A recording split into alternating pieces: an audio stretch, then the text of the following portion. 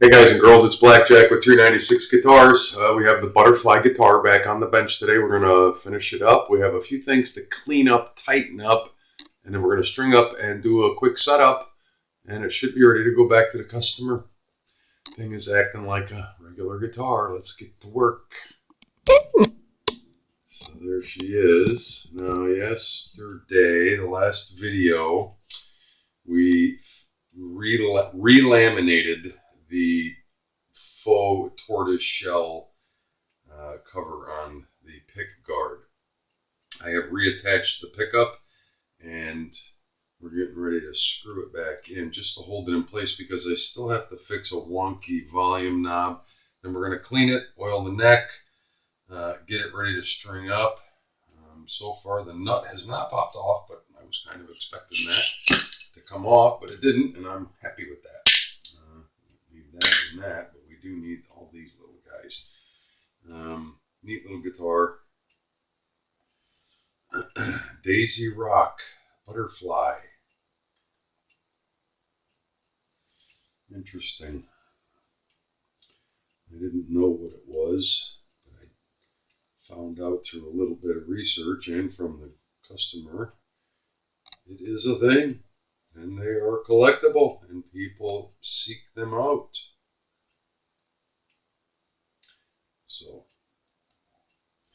that's my rant on DaisyRock Butterfly guitar. And there's a whole bunch of different kinds. There's sunflower ones and flower ones and whatever ones, but yeah, this one's the butterfly one. I guess this is one of the ones that everybody really wants. But who knows? What do I know? I'm just a guy. I wouldn't know anything about a girly guitar. I know it operates and acts just like a regular guitar, so that's the way we're going to treat it. We're going to make it play. We're going to make it play right.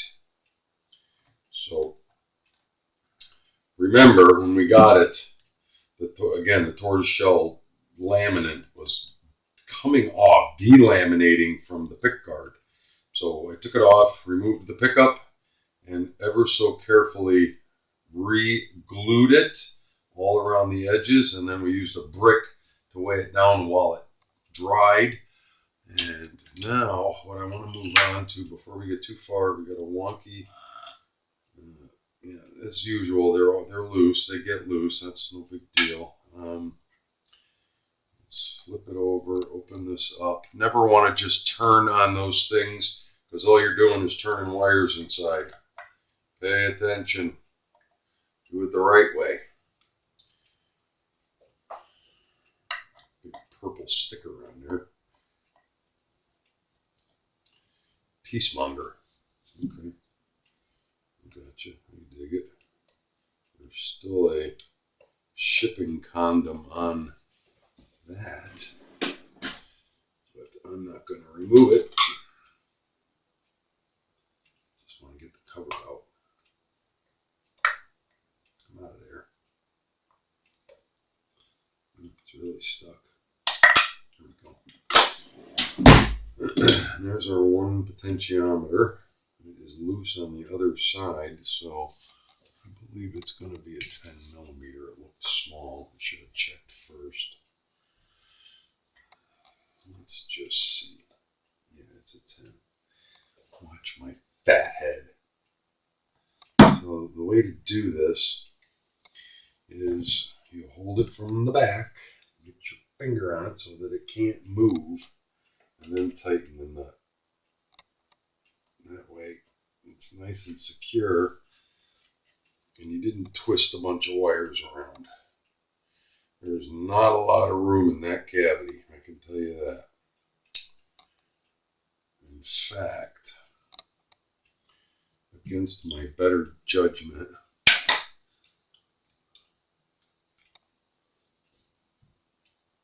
all of the lugs are smashed up against the side, and they shouldn't be. But all the connections, I'm going to loosen that. I don't like the way that looks. That does not look copacetic. why are all the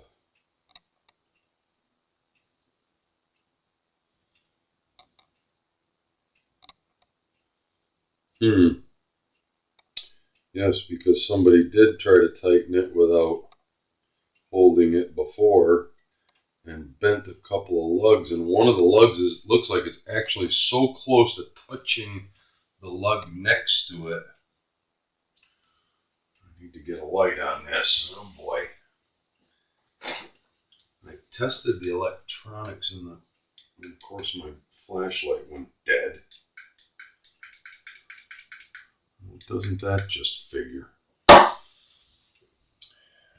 just gonna bear with me, folks. I am just going to attempt. I tested all the electronics when it was brought to me the other day. Tested all the electronics. I tested to see if it made sound, which it did.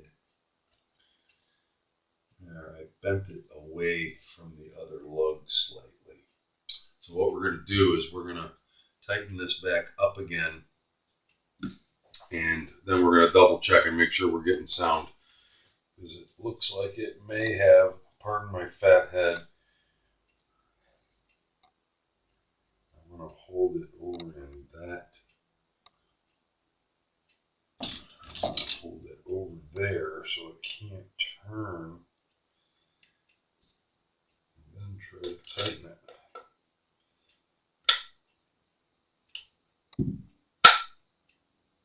Yeah, that's better. I like that. Sorry about my head. Yeah, it had turned, and one of the lugs was actually bent towards touching, almost touching. If it didn't, it was going to. So I'm glad I saw that. Let's, before we do anything else, just make sure that we're still getting signal. These are the things you got to look out for.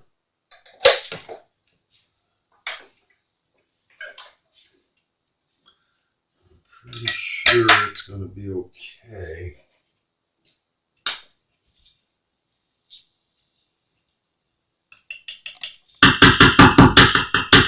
Excellent. We're good.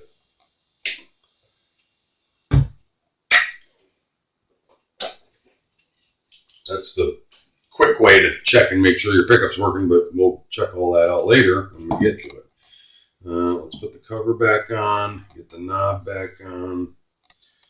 I am confident that that'll be fine as long as it doesn't come loose and somebody tries to just grind on it. Like clearly somebody tried to do that time and it turned.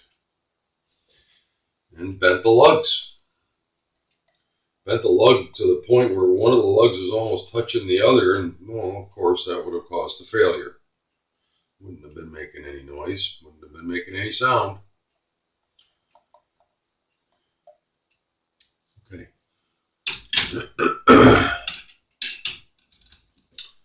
Now the volume knob will go back on.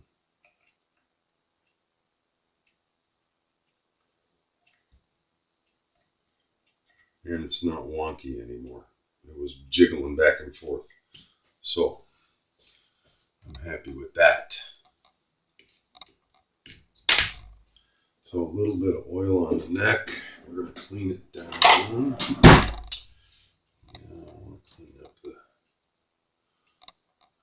clean up the fretboard with a little bit of linseed oil. Just because we can, and why wouldn't we? We have the strings off. We'll do that. And then we're going to clean the body and the chrome here. And then we're going to go to restringing it.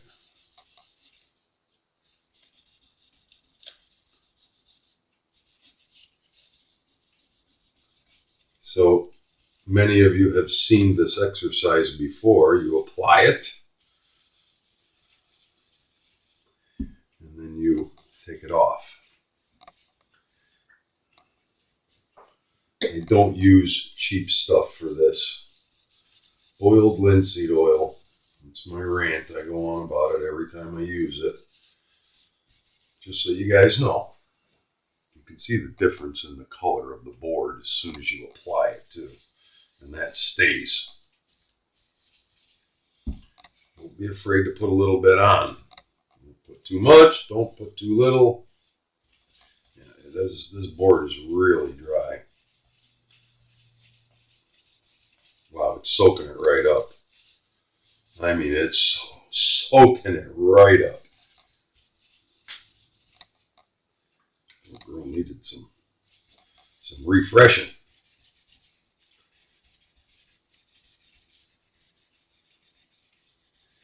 Yeah, when it's this dry, it's best to put it on and let it sit.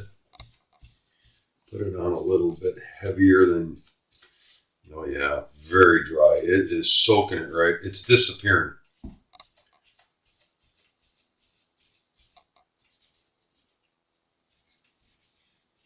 I'm going to pause and let it sit on there for a few minutes before we wipe it off. Stand by. Okay. Yeah, about 5-10 minutes went by. Why do we wait and let it sit on there? Because it was really, really dry. And why do we use boiled linseed oil? For the umpteenth time, I'm going to tell you that it treats the wood and keeps it alive, keeps it breathing. And if there's any imperfections in the fretboard itself, boiled linseed oil has another property where it will fill in those crevices and it will not wipe off, and it hardens. So it actually becomes part of the board. Just another tip from your Uncle Blackjack. Boiled linseed oil. Careful of this stuff. It's got a low flash point. Don't leave it in the garage in a cabinet somewhere. Don't take and soak a rag and throw it in the can and it's 99 degrees outside. It's got a very low flash point. See these little cracks? It's going to fill them in and help to sustain the fretboard through its life. Just put the coconut oil on there. This is 396 guitars. We do it right. Let's clean it up because we can and it needs it. The color kind of hides all the stuff, but if the light hits it just right, you can see the dirty as hell.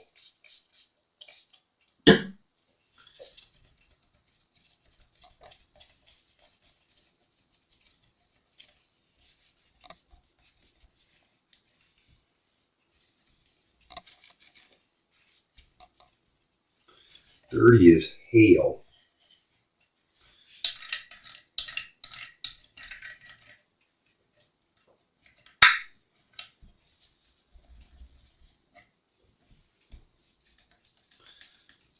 You know my mantra.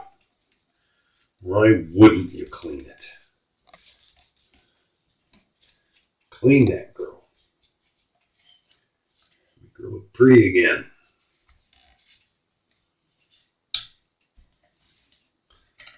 It's going to get fingerprints all over it again sooner or later. That's not the point. You know, the old adage, why blow your nose today when you're going to get a runny nose again tomorrow? Well, because your nose is running in right now.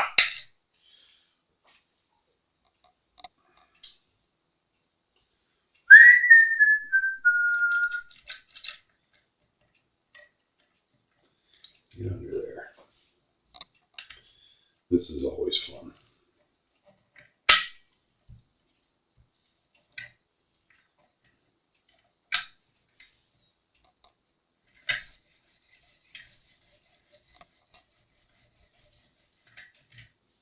Beautiful.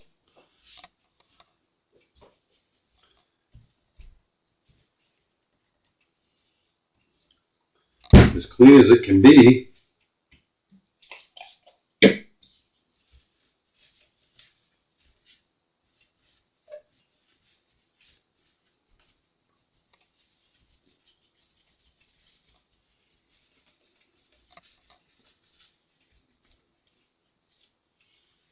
It's not perfect, but what guitar is? Maybe some little girl had this guitar and dragged it around with her forever until she got sick of it and got another toy. Who knows what the real story is? Sometimes I'd like to hear some of the stories. Find out what life did that guitar lead.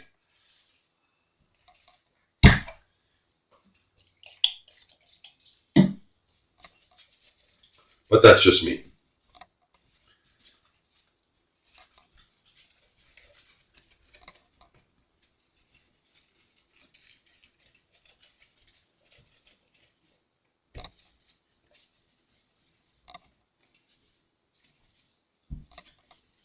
Shined up just like a brand new penny.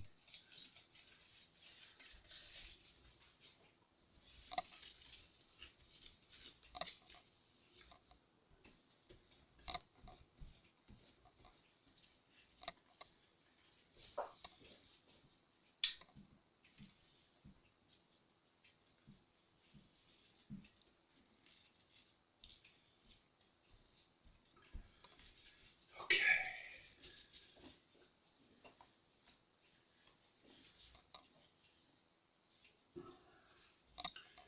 Made in China.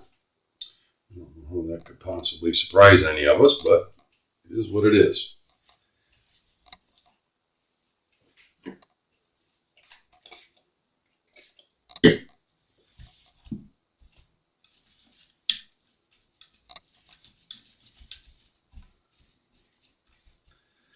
Pretty sure I tightened down the hardware yesterday. Double check. It's DaisyRock. Pretty sure I did.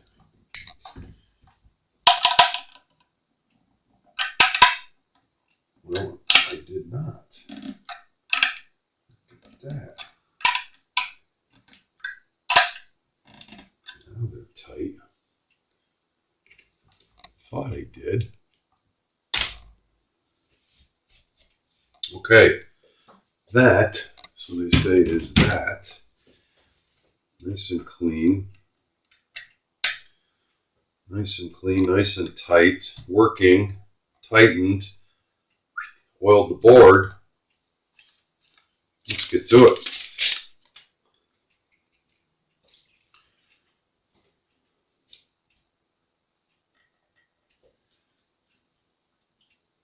I don't like these kind. But you gotta get the string bent just right to come through there and pop up through the saddle to go over the saddle. String's gonna live. We gotta address this. I forgot about that. I'm gonna open up these nut slots slightly. When I was taking the strings off of it, all of the strings, the first three strings, the E, A, and D, are stuck in the nut. So these nut slots need to be opened up. Stand by. I'm going to attempt to let you all watch this as long as my head is not in the way. E, A, and D slots, we're going to open them up slightly.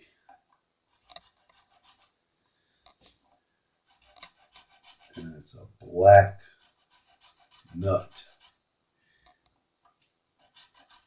I'm not trying to make it deeper because I don't know if it needs to be deeper. I'm just trying to make it wider so the string does not get stuck. That was good.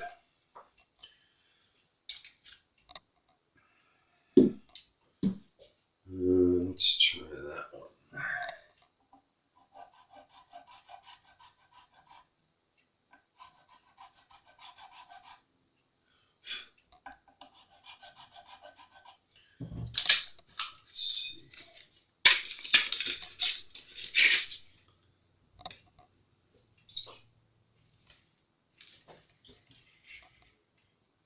Oh, much better. Yeah. Okay, we're good on that. It was just the very top of it was pinching the string. That's no good. And where are we going?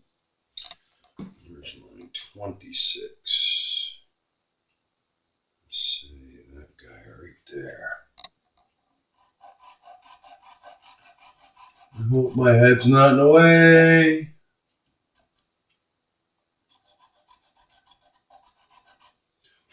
Let's try that one. I don't think that one was as bad because it's smaller, but oh yeah, much better. Okay, so we can proceed with stringing it.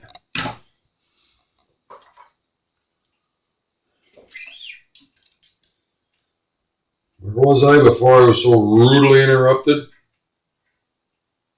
String's going to live here. It's going to live here. Short scale, but you still, the same rule applies. Go to the next peg and bend it. Push it through the hole until you meet the bend. And proceed to wind.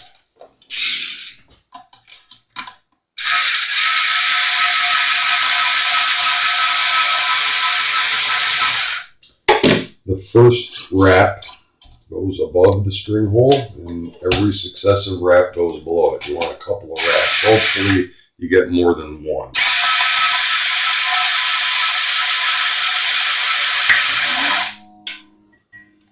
It's important that the string bend over the nut down to the machine head, which it does. Don't go too far, just enough. I'm going to snip off the excess because these things are way long and I'm going to poke myself in the eye. Yeah, follow?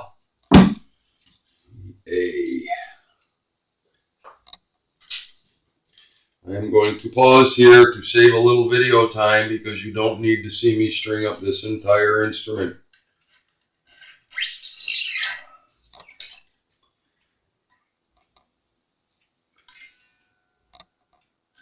And we will be right back.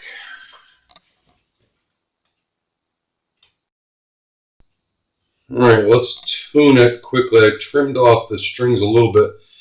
We got the basically, it's a string tree. It's a string tree bar to get the proper break angle over the nut. Let's see where our tuning is.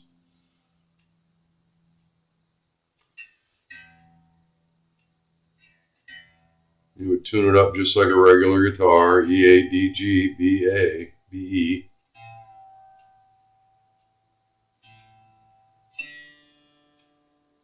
D was dead on.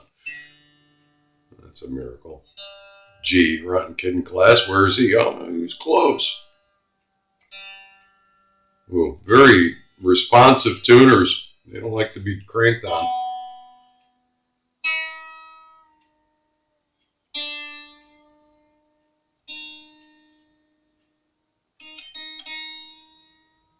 Come on, baby.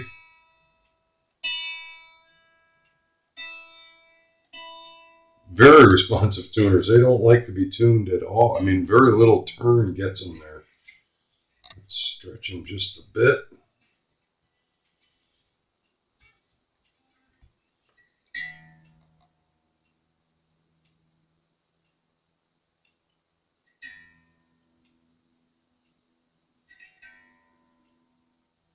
Be ashamed to go through all this and find out the guitar won't stay in tune.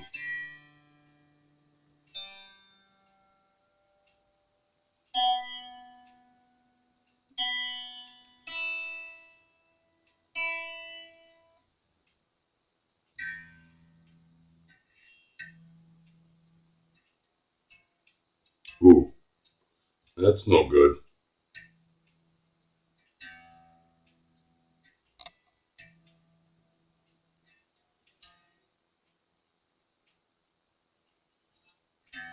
Way sharp. Why?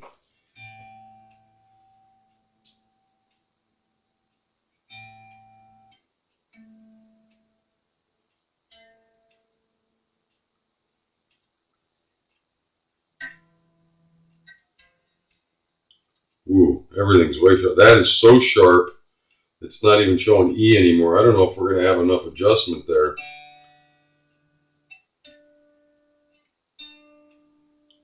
D is closer than all of them.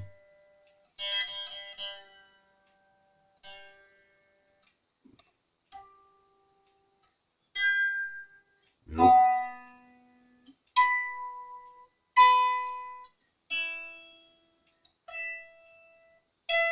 Okay, so we got a lot of intonation work to do, and I'm not going to burn up a whole bunch of video time for that, but how do we do that? I'm going to try this one. We're way sharp. That means the distance between here and here is too short. We need to open that up, and I am fearful that this is not going to have enough. I'm going to loosen the string because I know I have to open that up a lot, and I'm going to have to pull this saddle way back. And that's as far as it'll go.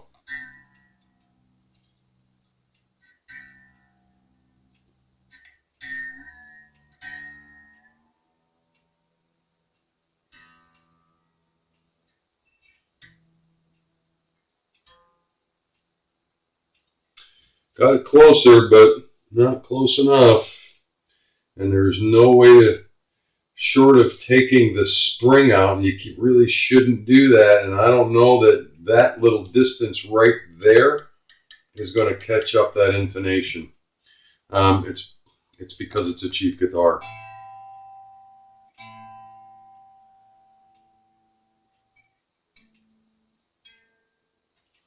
This one we might be able to.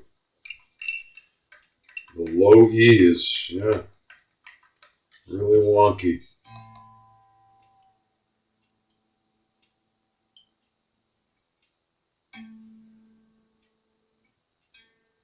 Much closer. Okay, I'm going to go through this exercise.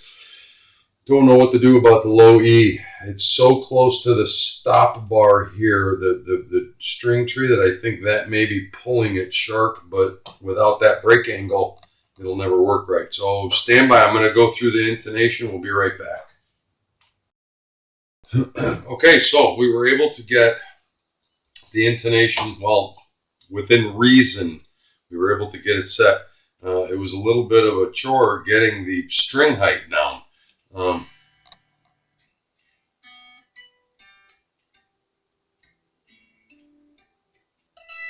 Intonation is as close as I can make it for what we're working with. It's not terrible, but it's no Gibson Les Paul. And it's holding tune, which is interesting.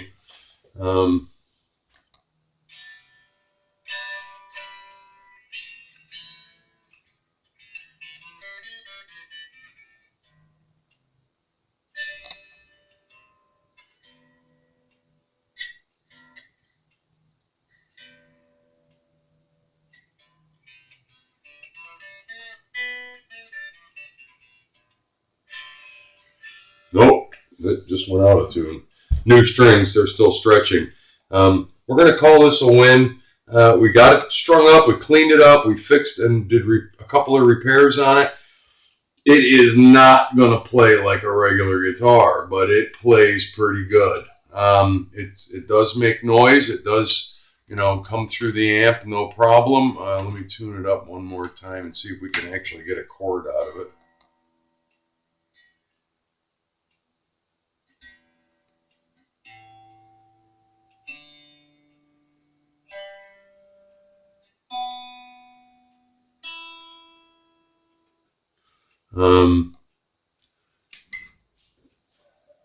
My fear with this guitar is that we could just run around and chase our tails with it for hours and hours and hours and hours, and we don't need to do that.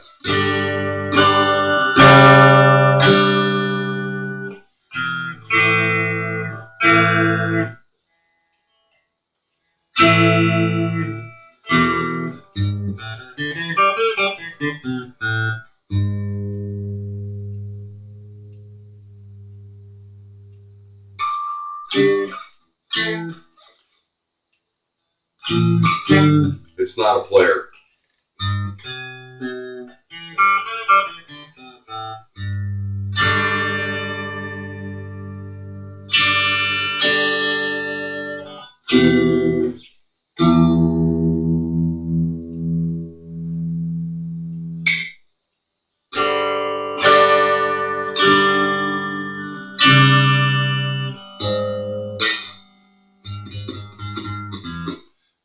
noticing too, yeah, way high. I think we need to knock down the frets a little bit on it. The string slots. It's drawing itself out of tune when you finger a cowboy chord up here. And then you check the tuning and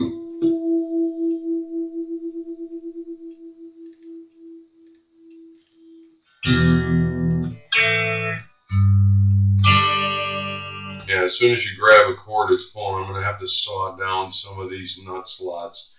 But for the most part, we have it up and playing. It's a neat little guitar. It's never going to be an excellent player. I don't think that's what these were designed for. They're a thing, but they're not a great thing. That's just going to be my synopsis on it. I'm going to continue to do some work on it off camera. I want to cut down the nut slots a little bit and get the action down, the first fret action down, because when you're fretting notes up here, chords up here, it's actually sucking it out of tune a little bit. As far as the intonation goes, it's a set as close as it can be for what it is in this short scale and this weird configuration, but we're going to call it a win. It's a neat little guitar, and it plays. We'll talk soon. If you dig what I'm doing, like and subscribe. Have a happy new year.